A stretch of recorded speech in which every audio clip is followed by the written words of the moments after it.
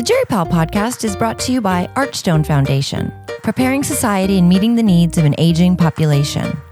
And now, here are your hosts. Welcome to the Jerry Powell podcast. This is Eric Guidera. This is Alex Smith. And Alex, we have two people in our studio audience. We have Francesca Nicosia, who is a ethnographer, researcher. I've already forgotten everything, but she is associated with both the UCSF Division of Geriatrics and the Institute for Health and Aging. How close was I? Pretty good. Pretty good. Yeah.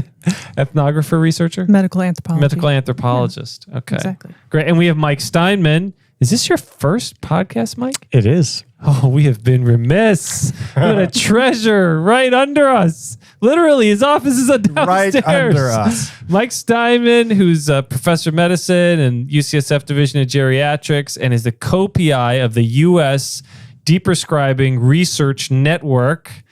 Welcome to the Jerry Powell podcast, Mike. Thank you, Alex and Eric. All right, so we start off with every podcast with a song. So just to get people a preview of what we're going to be talking about, we're going to be talking about medication-related problems, including a JGIM paper that you guys just published titled, "What is a Medication-Related Problem? A Qualitative Study of Older Adults." But before we do, song request for Alex. A spoonful of sugar. Yes. Helps the medicine go down. In every job that must be done, there is an element of fun. You find the fun and snap! The job's a game.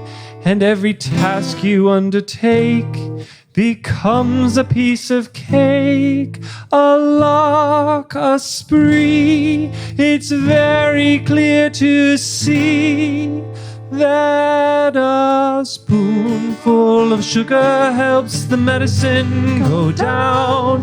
The medicine go down. The medicine go down. Yes, a spoonful of sugar helps the medicine go down in the most delightful way. Oh, we got Julie Andrews on too. Thank you for accompanying Julia Francesca Nicosia Andrews. You can reach some highs. I want to really hear it. That we're going to read. Yeah, everybody at the end. In the end. Yeah, everybody's got to join in at the end. You ready, Mike? You might want to end the podcast a little earlier for listening, but go right ahead. Okay, so medication adverse events, deprescribing, older adults. Like, how did you guys get interested in this? I'm going to turn to you first, Francesca. You're going to turn to me first. Okay. I got interested specifically in what are medication-related problems because Mike had a study that he needed some help with. Aside from just general concerns, being interested in older adults' health and healthcare. So, I don't know, Mike, do you want to talk a little bit about how this project came to be? Sure. So I had one of my earliest mentors sort of say that medications are the internist scalpel. It's what we as many clinicians who aren't surgical specialists actually do to help patients, and is one of the primary roles that we have. And so it really struck me as both just a clinician in general, but also as a geriatrician, that medications are where it's at in terms of how we can really, in many ways, help people. And as a geriatrician, and I had exposure to seeing the many ways we harm patients with medication. So that got me interested in thinking about ways how we can reduce medication burden, as one strategy for actually improving the drugs that people take so that it helps them live better and more consistent with the things that they want and care about. Too much scalpel. Wait. When I think of like medications and the physician's scalpel, I think about debriding medications. Like, is that what we're really good at? Just making sure that we're taking off all unnecessary medications? There's got to be an analogy here for the geriatricians. Yeah, I know. Well, it used to be that, our prescription pad was our scalpel, but now we don't really have prescription pads anymore. So it's the analogy cuts a little less. But yeah, no, if only we did have the scalpel to debride medications, because it's a whole heck of a lot easier to add something than to take it away. And, it's easy to talk about this. It's much harder to do it. And I've recognized this in my own clinical practice, even as a sort of purported expert in this area, I just find that, deprescribing in some ways is much harder than prescribing. And therefore it requires more attention to actually do it well.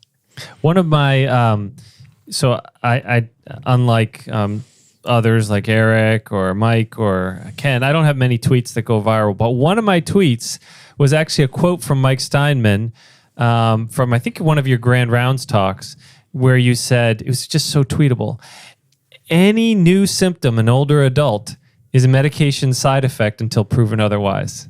It's just a great, sort of pearl that is easy to remember and yet is so true. I see that again and again and again. In fact, I'm caring for a patient right now who's admitted to the hospital and he has pain and cancer, but it's not cancer pain. It's pain as a side effect of the medication he's been taking. Really interesting. I mean, these things happen all the time. And as you mentioned, I try to keep that pearl. I certainly can't claim credit as the inventor of that. I just sort of passed it on. But it's just, the kind of thing, if we actually think about it, we can often recognize these potential side effects. Just the challenge is thinking about it because, as a clinician, my go-to reflex when I see a new symptom or complaint is, oh, what disease is causing that? And so unless I take a step back and think, oh, could this be a medication side effect? It's easy to miss. Why do you think, just a couple ideas of why you think medication deprescribing is so hard to do? Well, part of it is the technical aspect. There's a lot more guidance about how to start medications than how to stop them, how to do a taper effectively, for example. But a big part of it is the psychology. So when we add a medication, there's a perception that we're doing something positive to help the patient.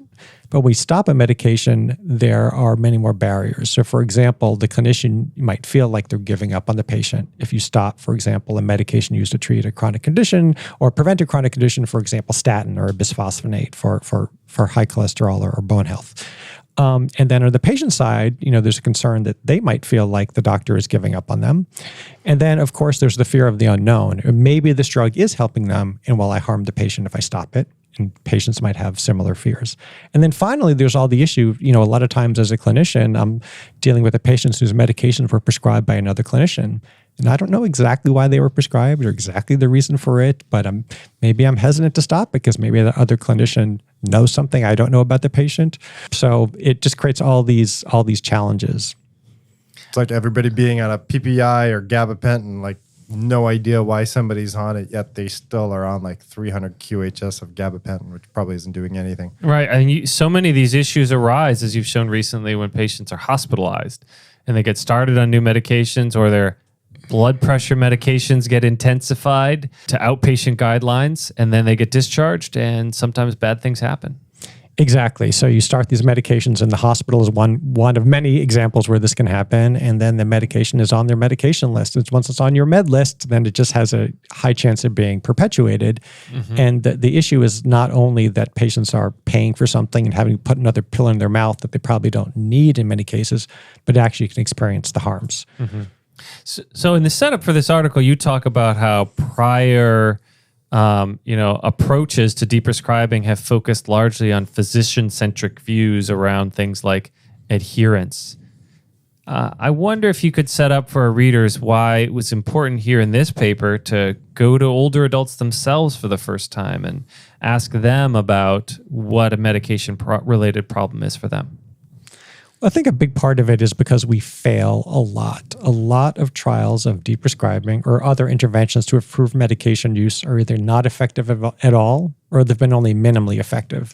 So clearly we've been missing something in how we can actually tackle this problem effectively. So one of the things that got me interested is what if we take a really patient-centric view and really try to understand what's going on from the patient perspective. It doesn't mean that the clinician perspective isn't important or should be ignored, but if we don't really understand what's going on with patients, we're not going to be able to meet them where they are. And so we're going to fail in doing the things that we feel are important, but we also might fail the patients because we might be doing things against their will or in ways that make them feel uncomfortable or feel like we're not taking good care of them. Mm-hmm. And Francesca, you're a medical anthropologist. Tell us why you chose to approach this sort of this issue from anthropological, if I'm using that word correctly, perspective. Yeah, like Mike was saying, I think, the importance of including patients, right? And patient understanding of a phenomenon or what's going on with their experience of their medications is really important. And so, from an anthropological perspective, starting in the mid 70s and into the 80s, anthropologists were really concerned with, looking at the illness experience and illness narratives and understanding how patients sort of understood their lived experience of whatever, illness or chronic disease that they had, the treatments that they were going through, and their relationships with their healthcare providers. And so in the early or the mid 80s, around then, social scientists started to sort of problematize or question this idea of adherence, right? And compliance, right? As it's often talked about. And so, of course, from a medical perspective, not adhering to medications can cause many problems. But from a patient-centered perspective, thinking more broadly, like why would somebody not be adherent or not compliant to their medications? And so that was the perspective that I sort of brought into this, and just really wanting to turn to patients and understand broadly, in comparison to these taxonomies of what are medication problems, how do patients think about them? Mm-hmm. Right. And go ahead, Mike. No, it has been a real pleasure to work with Francesca, as a physician. We're kind of trained to think that we know everything about everything. We don't? Rarely we don't. But this was one of those rare situations where it was just great to kind of step outside of my usual comfort zone and that clinician perspective, and really have a chance to work with Francesca as an anthropologist and sort of think about these things in a different way, taking advantage of the tools of anthropology and using those to really explore patients' perspectives in a way that, I as a clinician, having seen patients for decades, like I learned a lot of new stuff just reading the transcripts and thinking about this problem that in retrospect, I should have completely identified when I was taking care of patients in the office or in the hospital, and I often completely missed. So let's go to the paper. So this article was published in JGIM. And again, it's focused on medication-related problems.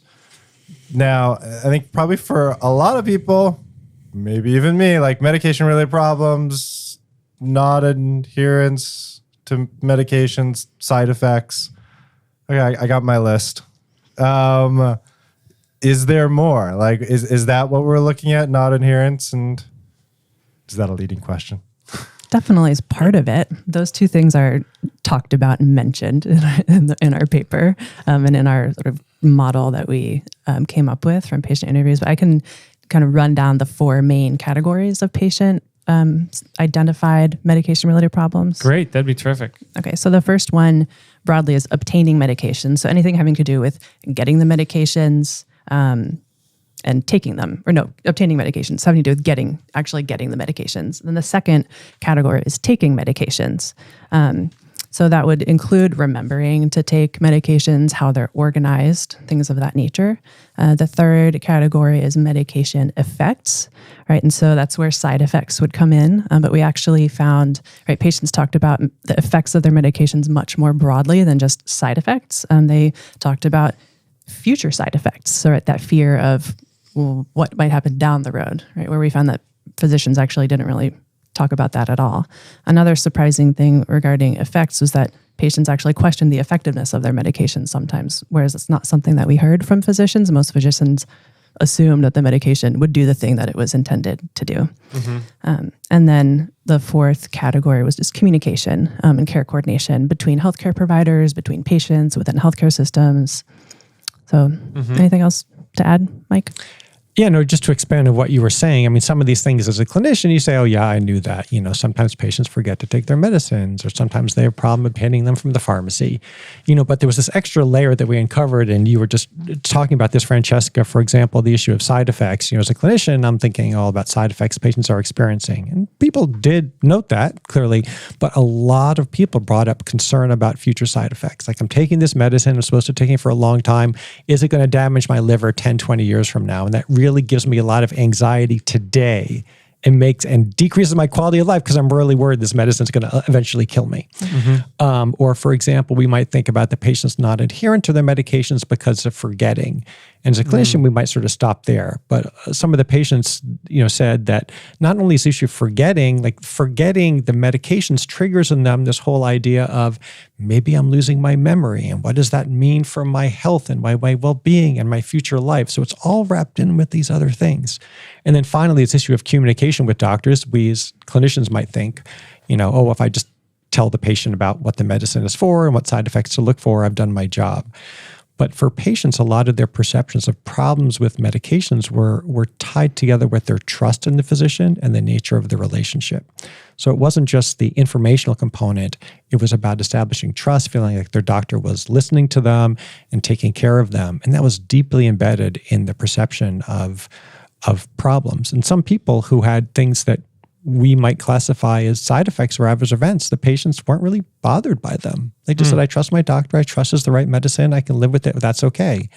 And other patients who had things that we really, as a clinician, might not think are important or really bothersome or meritorious of attention. Patients were really bothered by the actual symptom, but also were bothered by, the fact of, does this mean that my doctor isn't taking good care of me? That, that should I trust my doctor about future medicines? So there's this whole extra layer that we uncovered that sort of goes beyond what, I as a clinician typically think about when I see patients. And I you use some big researchy words in this article, like the patients, the older adults in these studies sort of embed the medication-related problems in their personal lives and their socio-emotional aspects of their lives. And there's some really nice quotes in your article that illustrate that. I wonder if you would like to read any. For example, taking the first one about financial barriers and this 73-year-old woman who's talking about how her medications just got too expensive. I'm going to actually hand it to you so you can read it. Yeah, so before I read this too, I think you bring up a really good point, and Mike was touching on it regarding just this idea of the broader context of people's medication problems. So this has to do with the social and emotional impact of financial barriers to obtaining medications. So let me see if I can find this quote. Oh yeah, so there's a 73-year-old woman, and she explained how her medications, quote, got too expensive, but I got to buy them. That's why I started going to the food pantry. Eventually, I'll probably have to sell my house, and I don't want to move, start with new friends and new ways to live. I'm too old for that. Mm-hmm. Yeah, so this really illustrates, we just did a podcast about food insecurity, and this is almost like medication insecurity, because my medications cost so much, I have to skimp on other things in order to purchase the medications. In that other podcast about food insecurity, we talked about how they might skip their medications so they can buy their foods, but the issues seem very analogous to some extent here. And Mike talked earlier, just a moment ago, about how these issues are relational, and occur.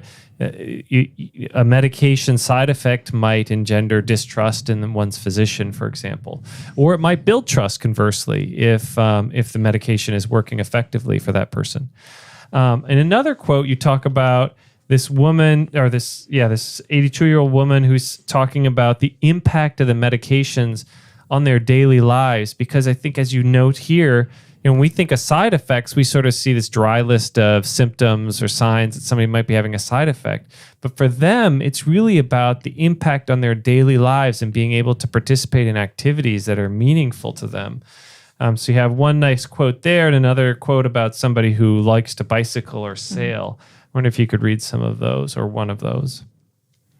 Sure. So the first one I'll read, and I really remember doing the interview with this woman. She had multiple chronic health conditions and multiple different medications, and kind of the interactions between them, it just caused a lot of problems in her life. And so she was on diuretics. And so she said, if I'm going to drive an hour away, I have to stop on the way to get off the road and to go to the toilet somewhere. So I either try to hold it or I have to not take the water pill. My granddaughter lives an hour away, and I ain't been to see her much this year. Right. So it's really important to her to go see her granddaughter. And yet if she takes this pill, it means she can't go see her loved family member. Huge impact on their daily lives. And can I read the second one? And so this person, it actually gets to the issue around, and I think Mike mentioned this, but identity. It's like, well, gosh, if I'm forgetting to take my meds, what does that say about my memory? Am I getting older? And this person, it had more to do with how he felt about himself and who he was in the world. And so he said he used to be an avid sailor and a bicyclist and would, ride his bike all over the hills of San Francisco. But in recent years, right, he wasn't able to do that because medical conditions and side effects prevented him from riding his bike. And so he said his doctor would prefer, my doctor would prefer I didn't ride a bicycle because of the medications. But if I don't ride a bicycle, I just feel useless. So here we have medications like impacting somebody's identity. Who are they? What how do they see themselves? And what is their place in the world? Okay, so the doctors in this study didn't get at these underlying issues, right? They sort of said, they complained about the healthcare system. What did the doctors do? What were the problems for the doctors? So this was really interesting, and I'll just sort of frame like who these doctors were. So we interviewed doctors and we interviewed patients individually in individual interviews, but we interviewed doctors in the context of focus groups. And we had 3 focus groups with general internists, all affiliated with an academic medical center and different practices or similar practices, and then a group of family physicians and another, a community-based but academically affiliated practice. And so these are kind of people who, they're our local institutions, so I know some of them, and like these are good people. So it's not like we're interviewing clinicians who are, just not caring or not skilled or not competent in social medicine as well as in more clinical medicine. But still, the clinicians were, first of all, focused much more on kind of the concrete problems that we think about. Oh, the person's having side effects, or the person can't afford medications, and often didn't really kind of get into these deeper layers. But another thing that very interestingly came out when we were talking to these clinician groups is they fairly quickly, in many cases, veered away from talking about the patient's problems to talking about their own problems with medications. So, for example, we started talking about patient medications, and then it got into, oh my God, we try to do medication reconciliation in my clinic, and it's really hard. And then the pharmacy is always calling me, and I can't ever figure out what the pharmacy, is actually dispensed to the patient. And these are real problems, and they're not to be minimized at all. Right. But it really kind of drove home for me that even in a group of kind of caring, dedicated, high-quality clinicians, that we are oftentimes so overwhelmed by our own challenges with making the health system work, there's just less mental space for us to really attend to patients' concerns. So you just gave the docs an out. You just said that they're so wrapped up and they do have real problems that may not be space for them to attend to patients' concerns. Is that the answer here, that we shouldn't put this on docs to uncover a deeper layer of what this means for their patients and their daily lives and their relationships and their relationship with their doctor, the relationship that they have with their own patient? Or and instead put it on somebody else, like I think you suggest in the paper, maybe pharmacists or other staff members, clinical staff could take up this role. To what extent is it the physician's or clinician's responsibility? Yeah, maybe we just need another line in our med rec notes saying what are the social and emotional factors that you may be having that do or do not result in you taking this medicine. Right, and if we just put that as a series of boxes to click, check boxes. We solve the problem. Reminders. Clickable boxes. Exactly. The box for identity confusion. Unable to prescribe. You have not yet checked the box about the social emotional context of this medication. Right. So, I mean, we joke about it, but I think that everything is, of course, gray, and nothing is completely black or white. Yes, it would be great if all clinicians, could and would attend to this. I wish I did it better in my own practice, but it's just really hard. We all have limited time. Everyone is telling clinicians to do more and more stuff, and there's just only so many minutes per visit. And so from a realistic, practical perspective, we should be encouraging this and supporting this. But I think if we just assume that it's all on the doctors or the nurse practitioners and they're the only ones responsible, it's just going to fail. So what we really need to do is take advantage of other people who have the time and have the skills and have the ability to access patients in meaningful ways to actually help to uncover this, and then work collaboratively with the prescribing clinicians so that everything can be aligned. And one prime example of that is pharmacists. There was this great an article I saw just yesterday that had a great quote. And I'm going to try to remember it as best I can, but it's something along the lines of, imagine if like pharmacists are imagine if you were setting up a series of nutritionists that were based in a supermarket, and the nutritionists really wanted to help people eat better and healthier food. But all the nutritionists were tasked with doing was putting food into people's shopping carts. And that if the shoppers ask the nutritionist for guidance about what they can do to eat healthier and better, the nutritionist is saying, sorry, I'm not paid to do that. I'm only paid to put money in your shopping carts. Now we take that to the pharmacy level. What are most people, their experience with pharmacy? They go to the pharmacist give them their meds, maybe gives them a brief spiel about their side effects, and then sends them on their way. And but pharmacists have the skills, they have the resources, they have the training to be able to do this, but they're not being tasked with that because we don't currently have our systems of care in a way that provides the financial structures or incentives or the systems that will allow that. So, and it can be a non-health professional. It can be like a patient navigator, or it can be a nurse, or it can be a whole bunch of different people. And I think we need to find creative ways of engaging different sorts of people to get at this information, because it is critical for patients' health and well-being, but we're just not doing it well. I should add too that we did interview and do focus groups with pharmacists.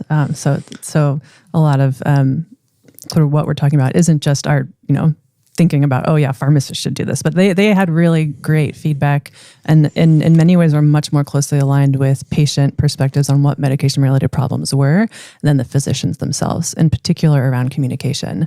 And some of the pharmacists talked about how, and these were pharmacists that were sort of embedded in primary care clinics in some capacity. So their role is maybe a little bit different than certain types of pharmacists in the healthcare system. But many of them told us how, this patient will confide in them that they're not taking their medications, but they won't tell their doctor, for various reasons. So that was pretty interesting. Yeah, very much. So given everything that you learned from doing this study, publishing this, are there things or take homes that as like clinicians I should have in my mind as I see my next patient and I'm thinking about medication problems?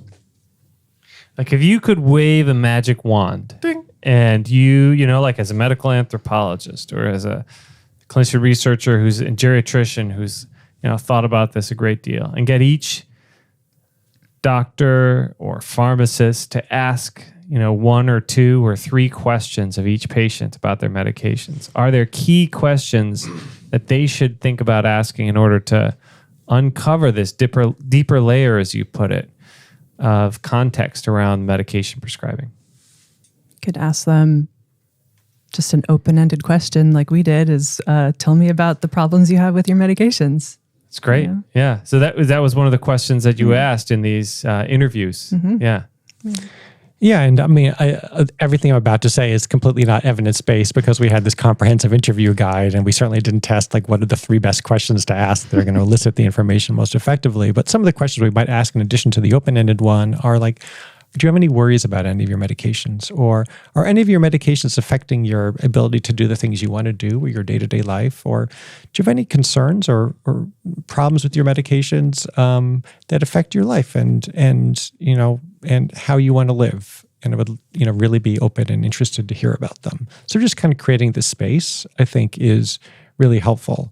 One thing we actually struggled with in this study, and I don't think we really found the great solution to it, is what the label is that we attach to this. Because when we say medication-related problems, so people think about what problems mean in different ways. Some people define problems very narrowly. And then we moved into medication-related concerns. And I don't think we really hit on like one word that captures it all. But when we think about this, I just tend to shy away from maybe using the word problems exclusively, and maybe very explicitly just kind of really open it up using language that makes sure that the person who's hearing that question understands that it's inclusive of a very broad range of their experience. It's great. Those are great questions. And hopefully the pharmacists, usually we don't like to screen for problems that we can't do anything about. Although there is use in just understanding your patient better and understanding what's going on and the impact of the the problems they're having with medications in their daily lives. But you could imagine that if there's an issue in the relationship that comes up and the pharmacist sort of uncovers it and they communicated that to the physician might be able to address that. Or if there are issues with affordability of medication, then the physician might be able to change to an alternative or generic, less expensive medication. I think you hit on a really important point, is that communication and rapport and, the patient-provider relationship is really important. So even if, well, okay, fine, you can't do anything as a physician about X, Y, or Z, right? Even just having the opportunity to talk about that for a patient with their provider can be really helpful. And actually, one of the things in the communication category that was identified actually as a medication-related problem was communication with providers, right? That patients said. So like actually conceptualizing communication as a problem related to their meds. Mm-hmm. Now, I can't remember. Was it the food insecurity podcast that we did where people were actually more open to discuss issues the farther away they were from like the physician? So it was kind of opposite of what I thought. Like they'd be more comfortable talking with their physician about food insecurity, but it was actually like the front desk staff. Yeah, the front desk staff. Yeah, about food insecurity. Do we have any idea, like with patients around medications, like is there a similar phenomenon? Is this better to do like upfront with some questionnaires by non-physicians and then thinking about problem-focused solutions with the physicians? Thoughts on that? The short answer is I don't think we know for sure. It certainly makes sense that the example that Francesca gave about patients would often confide things in their pharmacists that they wouldn't feel comfortable sharing with their clinicians is maybe a good example of that and sort of hints to this phenomenon. But who is the right person to ask? How far away is too far? Will written questions work? I think these are really important things, but we haven't really uncovered them. There have been work, asking, there has been some research and other clinical work, having people fill out questionnaires in the waiting room, like, are you having any side effects from your medicines? Things like that. But again, those tend to be the more narrowly focused, sort of clinician-centric ways of thinking about these medication-related issues. And so we need to explore other ways of getting the broader series of concerns. How you do that in a questionnaire might be hard, but it's probably necessary to explore. Yeah, and what I really like about this paper, kind of, because I always think about like side effects of medications, but that's only one component of these medication problems and concerns that you're kind of bringing up, from financial issues to its impact on your daily life, from biking to doing anything else. And like if you had to weigh like the pros of like a medication for cholesterol versus getting somebody exercising out on their bicycle, you actually that's a balance that you should probably be thinking about, rather than you should stop biking and use this medication. Right. And just to kind of maybe, riff off something we were saying before. So in that case of, should I take my statin because I'm having some muscle pains or nonspecific symptoms, maybe, diarrhea, or maybe my nose is running, and the patient might attribute that to the statins. And if they don't feel like they've got a trusting relationship with their clinician, they might sort of say, that's a statin side effect, I'm not going to take the statin, or might take it and then worry about what it's doing to their health and their body and their well-being. So, but if there's a way of kind of building a trusting relationship between the patient and the clinician around the medication use, as well as around everything else, then maybe the patient would maybe have more trust in the clinician that when the clinician explains, well, that runny nose probably isn't a statin side effect, and so let's do these other things. So the patient feels like they're being listened to and taken care of, that actually can help to resolve the medication-related problem that the patient sort of is feeling. Mm-hmm. Mike, let's say we've uncovered a number of important issues here on this podcast. Who is the best person to ask these questions? What questions should be asked? What questions are most effective at uncovering these sorts of issues? And then what can we do about it? What can clinicians do as a result? If that you were a US physician interested in studying these medication-related problems or deprescribing, and you were a researcher, is there anything that you could do to study this issue further? Thank you for throwing me such a softball question, Alex. So you don't have to be, maybe you're not a physician. I don't know. Do you have to be a physician to study this? No. So you're in good luck because we have recently formed something called the US Deprescribing Research Network, which is a network of people who are doing research in topics related to deprescribing, as well as patients who are consumers of research on deprescribing, people who are consumers of deprescribing research. That can include the patients who are taking the medicines. That can include health systems. It can include kind of anything, professional societies or anything in between. And along with Cynthia Boyd at Johns Hopkins, she and I are kind of co-leading this network. And the real idea is to bring a whole bunch of people together from all sorts of specialties, medicine, pharmacy, nursing, as well as stakeholders outside of medicine, patients, health systems, professional societies, and bring them all together around the table to figure out how we can actually research deprescribing in a way that's going to move the dial and to improve the research, and then to actually bring interventions into reality that are actually going to improve patient outcomes, and do so in a way that's actually responsive to the needs of the people who are going to be using this information and intervention. And are there any upcoming opportunities related to this network that our listeners should know about? Funny you should ask. So there are two upcoming opportunities, or several actually. So one is we have a call for pilot awards of up to $60,000 in funds to catalyze, investigator-initiated research projects around deprescribing. When are those due? Those are due on March 9th. And there's a letter of intent that's due in early February as well, but the letter of intent is optional. This podcast may come out too late for that opportunity.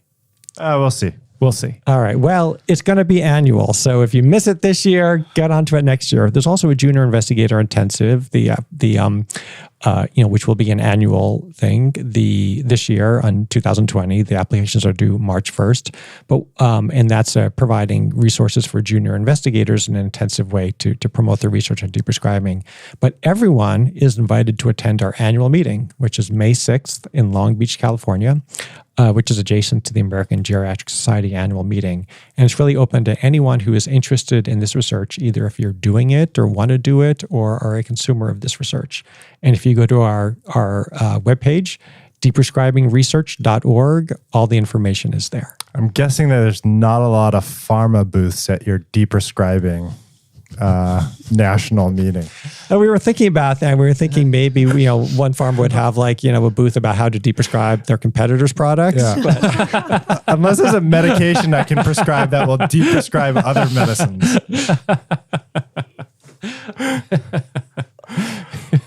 Well, any other things that you guys want to talk about before we end here? I just have to say that I think, Mike mentioned, that working with an anthropologist brought him insight that he wouldn't otherwise have. And likewise, I think from my end, working with Mike and someone who's, knows a lot, thinks a lot about medications and deprescribing and as a geriatrician, I think it was a great collaboration. And as far as the paper goes, I think it's a paper that neither one of us would have actually written on our own. And in that way it was great. Yeah. It's a good example, and this is a good example of teamwork and some of the things we're trying to do with our deprescribing network. We realize that, physicians don't have all the answers, pharmacists don't have all the answers, stakeholders don't have all the answers, much less anthropologists or anyone else. Mm-hmm. But if we can bring people together across disciplines and across areas of expertise and kind of perspective, then that's really where we shine. Mm-hmm. And I love the way that you sort of start this paper saying, we have all these models, they're all physician-centric. They haven't really gotten very far. We're just kind of beating our heads against the wall. Let's go back to ground zero and start over again from sort of a basic fundamental level and build theory from the lived experience of people, of the older adults who are taking these medications. And that's where anthropology really shines when you're sort of starting from the ground up. What is going on here? Yeah, exactly. I just want to acknowledge that we're not the first people who have ever thought about this. There are other people who have been involved in this work. And we want to sort of acknowledge a debt of gratitude to the researchers who have come before us and hopefully will come after us. Great. And with that, I really want to thank you for joining us on this podcast. But before we end, thanks, Francesca. Can we get Julie Andrews back here? And everybody singing in the chorus. Yeah, even our listeners. Robin feathering his nest has very little time to rest, while gathering his twine and bits of twig, though quite intent on his pursuit. He has a merry tune to toot. He knows a song will move the job along. For a spoonful of sugar helps the medicine go down. The medicine go down. The medicine go down. Yes, a spoonful of sugar helps the medicine go down in the most delightful way.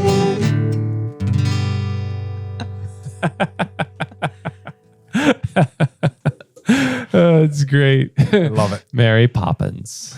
With that, again, big thank you for joining us today. And thank you to all our listeners for supporting Jerry Pal. Thank you to Archstone Foundation. Thank you, Mike. Thank you, Francesca. Thank you. Thank you both. Goodbye. Till next time. Thanks. Bye.